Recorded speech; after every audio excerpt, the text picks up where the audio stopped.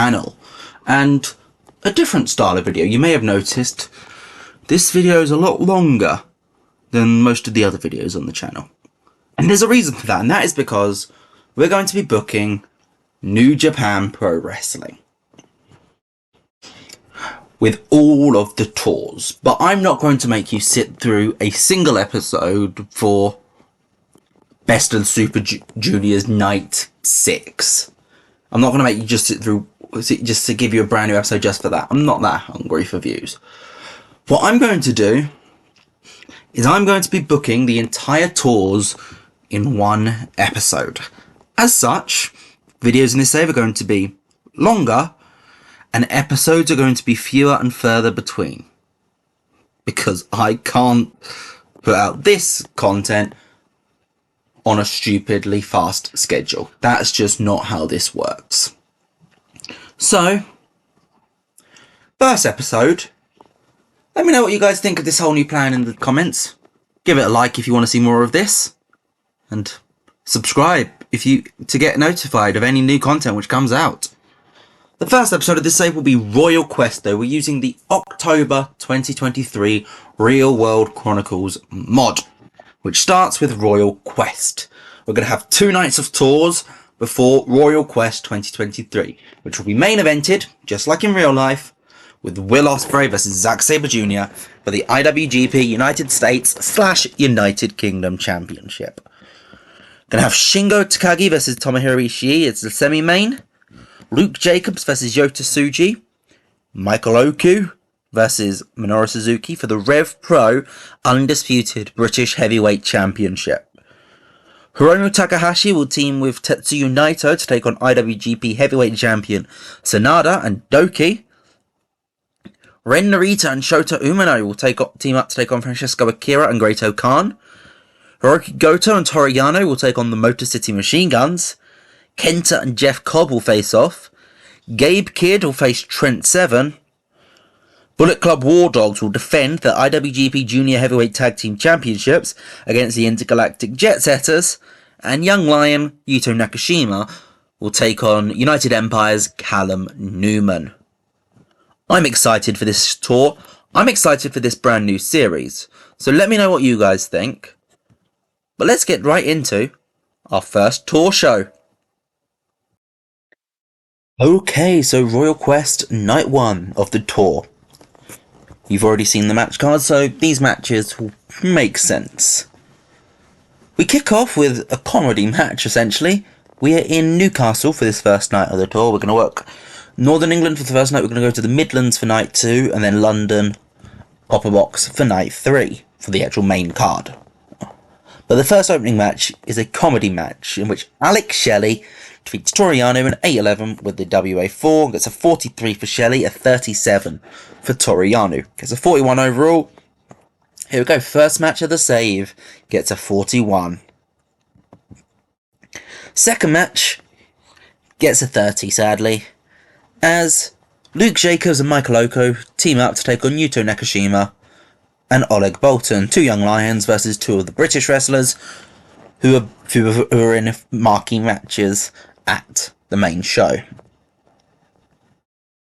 Match 3 sees Los Ingobernables de Japón versus just 4 guys in a 6-man tag. Uyamura hasn't returned from excursion at this point, so it is still just 4 guys. And it is LIJ who pick up the win, with Yota Tsuji pinning Taichi with a dropkick. We need to sort out Yota Tsuji's moveset because he just is not interesting in this game. We'll give him his real one. 49 for Tsuji, a 51 for Naito, and a 56 for Takahashi, 43 for Taichi, 45 for Doki, and a 51 for Sanada. Obviously, this is a tour show, so everyone is holding back, but Sanada and Tsuji are both flavour of the month. And Naito got penalised for the match was just too short, and he is declining physically. This is our Wrestle Kingdom main eventer is in physical decline. That's reassuring. Great to know that that's going to go amazingly at Wrestle Kingdom. 53 though, not too bad. Bullet Club, the War Dogs, Gabe Kidd, Drilla Maloney and Clark Connors take on Trent Seven and the Intergalactic Jet Setters, Kushida and Kevin Knight. And it is Gabe Kidd who picks up the win when he pins Kevin Knight with the sick kick. 35 for Connors, 44 for Maloney, 43 for Kidd, 43 for Knight, 50 for Kushida, and a 42 for Trent Seven. Also remember, a lot of these guys don't have as much pop in the UK as they do in Japan, so they're going to be nerfed massively. And also they're performing in front of 181 people. Kevin Nash method creeps in at some point. 46 match though, pretty happy with that. The Strong Style team up with Shota Umino as Suzuki, Narita and Desperado are all in an 8-man tag to take on the United Empire's Great-O-Khan, Francesco Akira, TJP and Callum. And it's the Strong Style team who pick up the win as Shota Umino pins TJP with his Death Rider DDT. Highest performer in the match was El Desperado, actually. Lowest performer, Great-O-Khan. So even the lackey outperforming, which actually that shocks me because obviously Great-O-Khan did his excursion at Revpro, so he should have pretty good pop in the UK. So I don't know why he's the worst in this match. Probably has better pop in the UK than Desperado or Akira. Actually, no, Akira's done Progress and Revpro. Umino did Revpro on excursion, I know, because I saw him live. Narita, I don't think Narita just did America. Oh, well, who knows, but Great-O-Khan, he was really off his game, though, so that explains it. Next up is the main event, actually, as the United Empire, Will Ospreay, Jeff Cobb and Hanare defeat Zack Sabre Jr. and TMDK Shane Haste and Mikey Nichols when Hanare pins Shane Haste with a spinning. Ospreay and Zack Sabre Jr. levels above everyone else. 72 for Ospreay, 61 for Zack Sabre Jr. Weakest performer in the match was Hanare. Makes sense, obviously TMDK had WWE exposure. Jeff Cobb, I think's done Progress. I don't think Hanare's ever done any UK shows, so not too bad. Marty Asami was a good tag team. And both TMDK are declining physically, so they are pretty much going to slot into a jobber tag team role as a tag team to let other tag teams beat them. Because if they're both declining, they're not going to be able to pull out what I want from my tag team champions. Although, the tag team division at this point is diabolical. We could really do with Aussie Open back, to be honest. I might try and bring them back, actually. That might be a bit of fun. But a 58 rating for the main event, which means overall it's a 57. I think that's pretty fair, to be fair. It wasn't an amazing show, it was our first one of the tour. Let's go through though to night 2, where we're in the Midlands. And night 2 of the Royal Quest Tour. And we kick things off with Strong Style versus the United Empire, as Minoru Suzuki and El Desperado beat Callum Newman and TJP, when Minoru Suzuki pins TJP with his Gotch style piledriver. TJP isn't involved in any of the major matches, so I don't want to pin Newman, because he has a big match. Well, not a big match, but he has a match at the main show. And Desperado, for some reason, is ridiculously over in the UK compared to everyone else and just gets insane ratings, so refuses to lose. We've only got 93 people here, so, it's definitely a small venue, but we're in a bingo hall here. It's a bit of fun for New Japan. And next up we got a singles match building up to our tag team title match for the juniors, as Driller Dan Maloney beats Kushida in just over 13 minutes, 13 and a half minutes roughly, with the World Star, 46 for Kushida, 43 for Maloney, and he gets a 49 overall. So they improved on their actual ratings, which is good because they were both holding back, which kind of fills me with a little bit of promise that the tag title match won't be awful going into Royal Quest. Shingo Takagi teams with the Motor City Machine Guns to take on Tomohiro Ishii, Toru Yano, and Hiroki Goto of Chaos. And it is the Chaos team who pick up the victory, but Ishii pins Sabin with the vertical drop brainbuster. I mean, it was either Sabin or Yano who took the fall, and it was either going to be Shingo or Ishii who got the win. I decided to go with Sabin because I think Shingo's probably going to win at the pay-per-view or the live event. So I didn't want Ishii to just get wiped out by Shingo, because Ishii is still at that good level.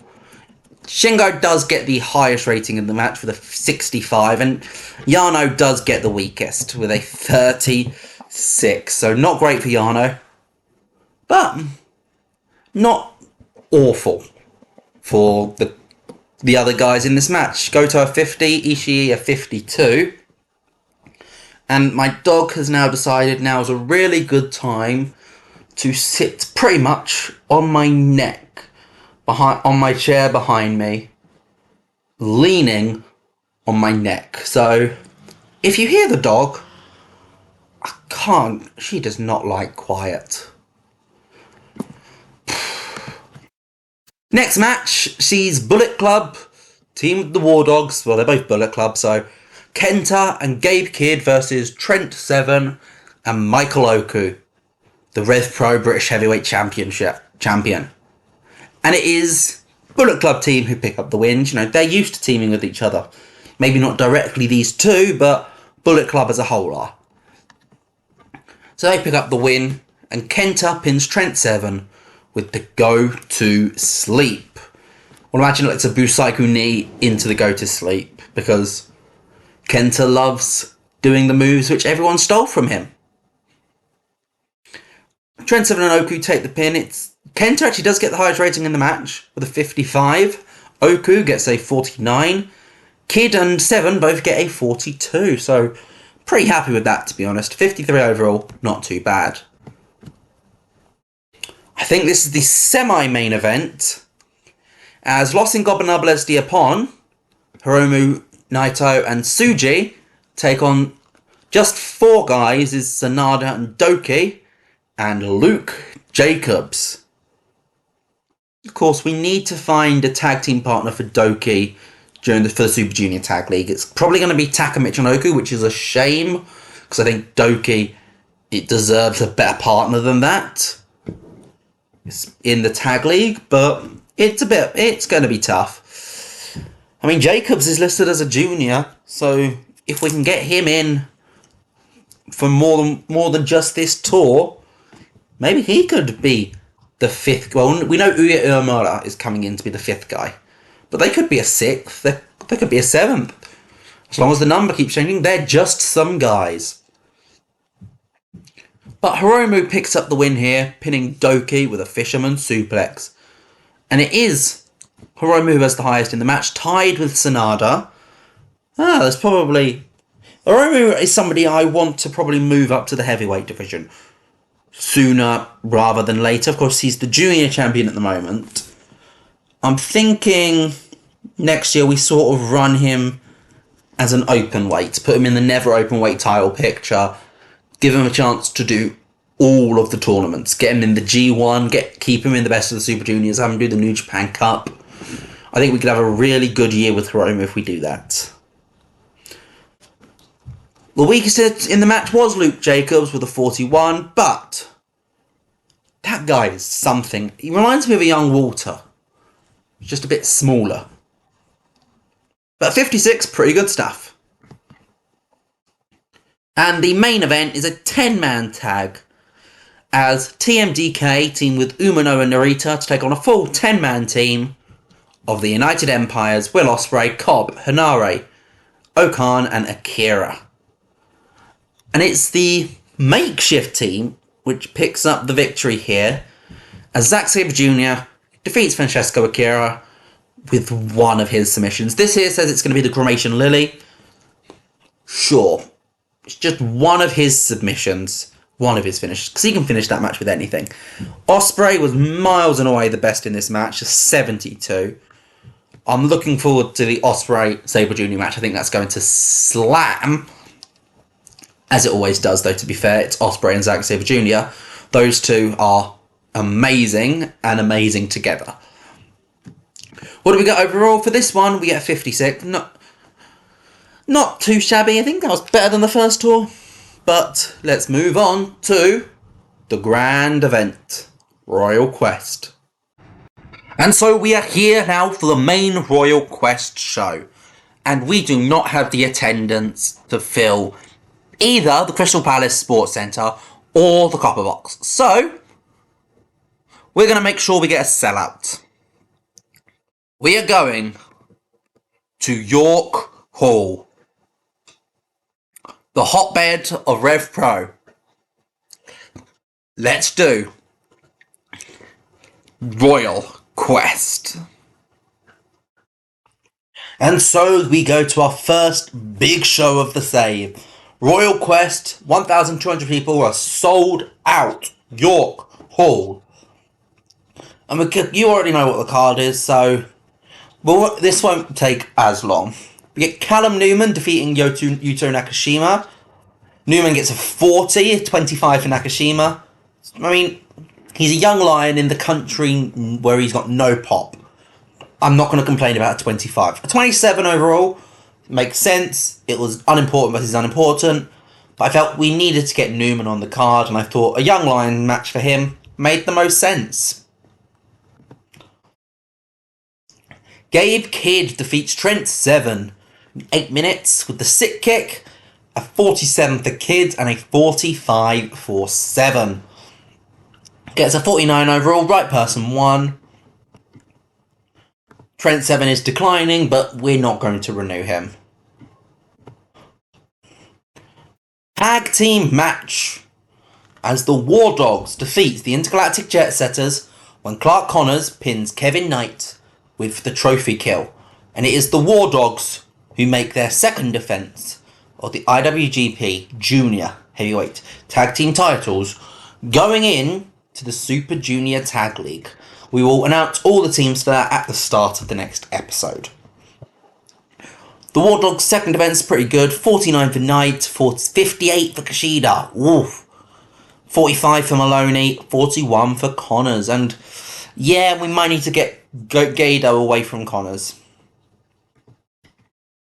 64 as Jeff Cobb defeats Kenta with Tour of the Islands. 61 for Kenta, for Cobb even, and a 58 for Kenta. I'm enjoying the fact that right now, most of our matches are being greater than the sum of their parts. I'm enjoying that. Except for the opener, I think all of them have been. A 60 rated tag team match as the Motor City Machine Guns defeat not Bishamon but Hiroki Goto and Toru Yano in 30 minutes and 30 seconds. Chris Sabin pins Toru Yano with Made in Detroit. Yano was the weak link, we knew this going in. Excellent chemistry though for the Machine Guns. 50 for Goto, 35 for Yano, who is pretty much just going to be comedy jobber at this point. Shelley gets a 63 and a 59 for Sabin with excellent chemistry to boost them up. We then go into a 59 rated match as Michael Oku defeats Minoru Suzuki in just over 10 minutes with the lowdown to make his first defence of the Revpro Undisputed British title, which I totally just artificially created here so that he could actually defend the title.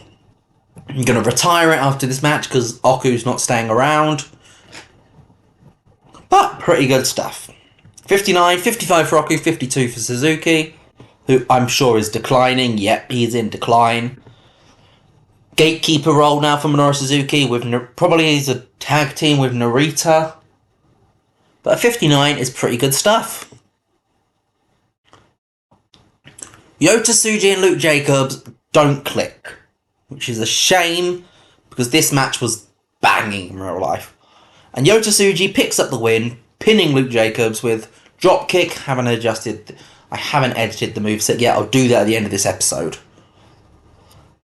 Gets a 41 for Jacobs and a 46 for Tsuji. Tsuji's the flavour of the month, so gets a bonus for that. But the chemistry just didn't help. But after the match, Luke Jacobs isn't the best promo. But he does get on the mic. Because Luke Jacobs announces he is moving full-time to New Japan Pro Wrestling. He'll be entering the New Japan Dojo. And he'll be working in Japan now. We just signed... His contract was coming up with us. It was only a 1-month contract. And we just decided to sign him on an exclusive written for 2 years. 21 rate for the promo. Yeah, maybe let's not have him cutting promos. But Luke Jacobs is going to be coming over to Japan and going to be on future tours with us. Great stuff. I don't think he's booked on the Power Struggle tour, but I'm excited to use him still. Sanada and Doki beat Tetsuya Naito and Hiromu Takahashi in just over 21 minutes, when Sanada makes Hiromu tap part out in the skull end. I know earlier in this episode I was chatting about how I wanted to move Hiromu up into the open weight. The point of this match is very much Hiromu is still a junior. He needs to work to become a heavyweight. And that's what his storyline for the next year is going to be. He isn't on the level of the top heavyweights. I mean, in actuality he is. He's better than most of them. But the story over the next year is going to be Hiromu's rise to become a definitive heavyweight. Gets a 63 though. Not too shabby. And semi-main event, she sees Shingo Takagi defeat Ishii with Made in Japan. They have great chemistry. Goes 22 minutes. They bang. 65 for Shingo, a 71 for Ishii. Ishii outperformed Shingo, which actually shocks me. Although he has got a lot more Revpro experience than Shingo. Of course, being the British heavyweight champion for a while. But 75 is amazing. What do we get for the main event? I think it's in the 80s. It's not quite. Gets 79. 81 for Ospreay, 74 for Zack Sabre Jr. They have great chemistry, but there was not enough selling, which is a bloody shame, because I think that was a phenomenal little setup. There's a 79 though. What do we get overall? 75 increases our pop in 23 regions. Would have gained more, but we don't have much viewers around the world yet. I think that was a pretty good first tour, to be honest. But, well, let me know what you guys thought as we head back to the main screen. Okay, so the post-Royal Quest figures. We've got Kojima, who was in AEW. I assume he wrestled on Dynamite.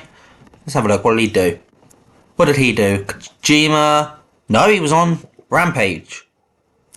So no one saw it.